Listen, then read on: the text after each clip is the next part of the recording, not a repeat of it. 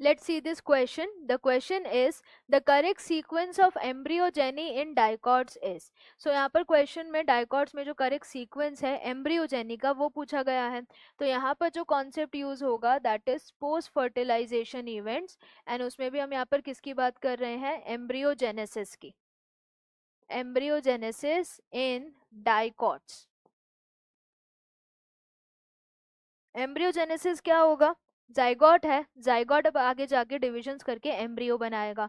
तो ये जो प्रोसेस है डेवलपमेंट का, किसका डेवलपमेंट, एम्ब्रियो का, from zygote, this is embryogenesis. तो इस डेवलपमेंट के टाइम पे डाइकोट्स के अंदर अलग अलग स्टेजेस नजर आती हैं. और वो अलग अलग स्टेजेस कैसे होगी, जाइगोट डिवाइड करेगा और डिवाइड करके सबसे पहले क्या बनाएगा, प्रो एम्ब्रियो. प्रो एम्ब्रियो फिर डिविजन्स करेगा और उससे बनेगा यहाँ पर globular shaped embryo.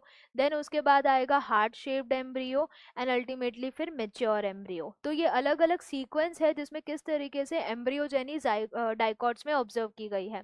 So correct sequence of embryogeny is पहले जाइगोट, फिर प्रो एम्ब्रियो, फिर आता है ग्लोब्यूलर शेप, फिर हार्ट शेप स्ट्रक्चर फॉर्म होता है एंड अल्टीमेटली फिर आता है एक मेच्योर डाइकोट एम्ब्रियो. तो करेक्ट आंसर है ऑप्शन ए. जाइगोट आया, जाइगोट के बाद ग्लोब्यूलर नहीं आएगा, जाइगोट के बाद पहले प्रो एम्ब्रियो आएगा, तो यहीं पे गलत हो गया. जाइगोट आया, जाइगोट के बाद प्रो एम्ब्रियो आया, फिर हार्ट शेप नहीं आएगा, पहले ग्लोब्यूलर आएगा, फिर हार्ट शेप आएगा, तो इसीलिए गलत हो गया. सिमिलरली जाइगोट आया, फिर ग्लोब्यूलर नहीं आएगा यहाँ पर, फिर हार्ट शेप, पहले क्या आएगा, प्रो एम्ब्रियो, तो इस प्रो एम्ब्रियो को जाना पड़ेगा इधर, देन इसके बाद ऑर्डर फॉलो होगा. सो करेक्ट आंसर यहाँ पर क्या हो जाएगा, ऑप्शन ए.